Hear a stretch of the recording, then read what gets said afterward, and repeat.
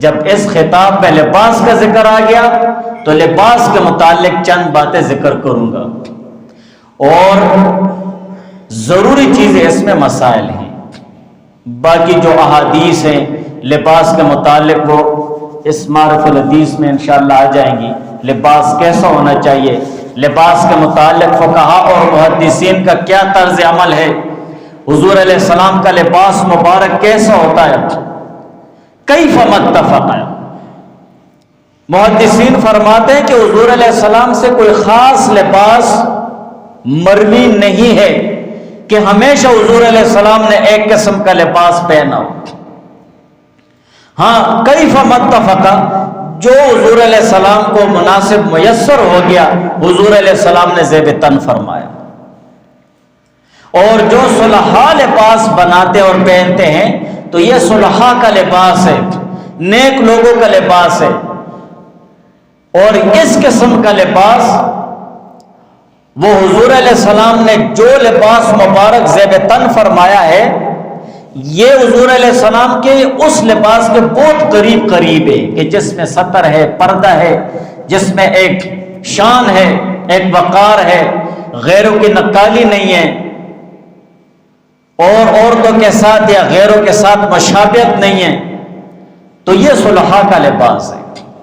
باقی حضور علیہ السلام سے خاص اور مستقل طور پر کوئی لباس مروی نہیں ہے، روایت نہیں ہے۔ روایات میں مختلف قسم کے لباس کا ذکر ہے۔ بہرحال قرآن پاک میں اللہ تعالیٰ نے 3 قسم کے لباسوں کا ذکر فرمایا ہے۔ اللہ تعالیٰ فرماتے ہیں یا بنی آدم قد انزلنا علیکم لباسا یواری سوآتکم وریشا، یا بنی آدم، اے آدم کی اولاد، قد انزلنا علیکم لباسا، تحقیق کے ساتھ ہم نے نازل کیا تمہارے پر، تمہارے اوپر، تمہارے لیے نازل کیا، قد انزلنا علیکم، تحقیق کے ساتھ ہم نے پیدا کیا تمہارے لیے، لباسا، پوشاک، لباس، یواری، جو چھپاتا ہے، سوآتکم، تمہاری شرمگاہوں کو، وریشا، اور زیب و زینت کا لباس، ولباس التقوی، اور تقوی کا لباس، ذالک خیر، یہ تقوی کا لباس بہت بہتر ہے، ذالک من آیات اللہ، اور یہ اللہ تعالیٰ کا لباس پیدا کرنا اپنے بندوں کے لیے یہ بھی اللہ تعالیٰ کی نعمتوں میں سے ہے، اور اللہ تعالیٰ کی نشانیوں میں سے ایک نشانی ہے، لعلہم یذکرون، تاکہ یہ لوگ سبق لیں، نصیحت لیں اور فکر کریں۔ اس آیت میں اللہ تعالیٰ نے 3 قسم کے لباسوں کا ذکر فرمایا ہے۔ لباس کا پہلا درجہ اور پہلی قسم وہ یہ ہے لباسن یواری سوآتکم۔ یواری کے معنی چھپانے کے، اور سوآت کے معنی ہیں انسان کے ان اعضاء کو کہتے ہیں جن کے کھل جانے کو انسان فطرتاً برا اور قابل شرم سمجھتا ہے۔ انسان کے وہ اعضاء جن کا ظاہر ہو جانا اور کھل جانا، اس کو انسان فطرتاً قابل شرم اور برا محسوس کرتا ہے، یہ اس کی فطرت میں ہے۔ جہاں پر فطرت کا لفظ آ جائے تو وہاں تربیت نہیں ہوتی ہے، وہاں دین نہیں ہوتا ہے، وہاں علم نہیں ہوتا ہے، فطرت ہوتی ہے۔ اگر کوئی انسان جنگل میں بھی پیدا ہو جائے، کوئی دین نہیں ہے، کوئی بات نہیں، کوئی علم نہیں ہے، تب بھی اس کی فطرت یہی ہوگی کہ وہ جن اعضاء کو قابل شرم اور برا سمجھے گا ان کا ظاہر ہونا، ان کو چھپانے کی کوشش کرے گا، وہ ان کو چھپائے گا، یہ اس کی فطرت ہے۔ قد انزلنا علیکم لباسا یواری سوآتکم، مطلب یہ ہے کہ ہم نے تمہاری صلاح و فلاح کے لیے ایک ایسا لباس اتارا ہے جس سے تم اپنے قابل شرم اعضاء کو چھپا سکو، ایسا لباس ہم نے تمہارے اوپر نازل فرمایا۔ اور یہ لباس، یہ درجہ فرض عین لباس ہے، اور دوسرا درجہ اور دوسری قسم لباس کا ہے وریشا،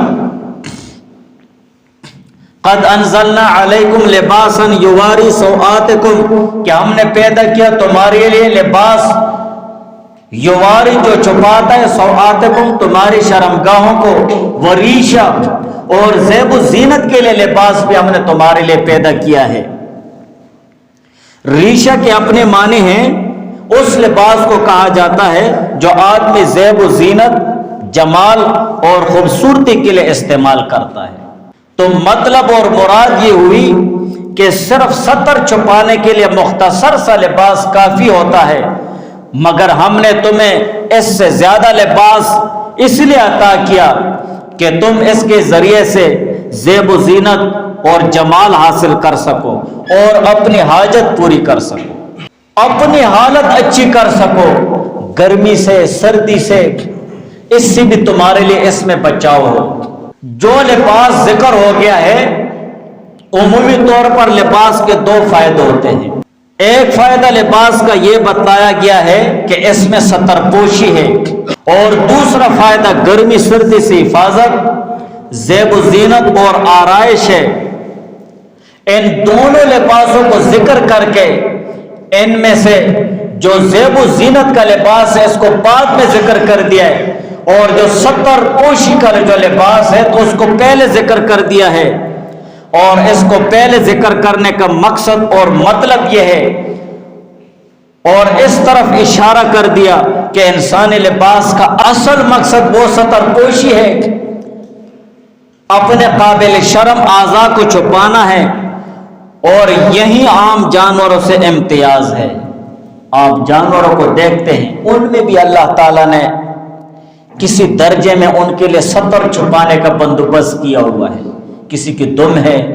کچھ کس طریقے سے، کچھ کس طریقے سے، لیکن عام جانوروں سے جو فرق ظاہر کیا گیا ہے انسانوں کا، تو وہ اسی بنیاد پر کہ یہ لباس کے ذریعے اپنے قابل شرم اعضاء کو چھپائے گا، اور لباس کا ضروری مقصد یہ ہے کہ وہ اپنا ستر چھپائے۔ انسان پر شیطان کا پہلا حملہ اس کو ننگا کرنے کی صورت میں ہوا۔ آپ آدم علیہ السلام اور بی بی حوا علیہ السلام کا واقعہ قرآن پاک میں سنتے ہیں کہ شیطان نے ان کو ورغلایا، انہوں نے وہ پھل کھایا اور ان کے بدن سے ستر ہٹ گیا تھا۔ تو وہ پورا واقعہ قرآن پاک میں انسان پر شیطان کا پہلا حملہ اس کو ننگا کرنے کی صورت میں ہوا۔ آج بھی نئی شیطانی تہذیب انسان کو برہنہ یا نیم برہنہ کرنے میں لگی ہوئی ہے۔ آپ لوگ دیکھتے ہیں، بس ادھر ادھر سے کپڑے پھاڑ پھوڑ کے لوگ کہتے ہیں اسٹائل۔ جو شرعی لباس ہے اور جو ستر چھپانے کا لباس ہے،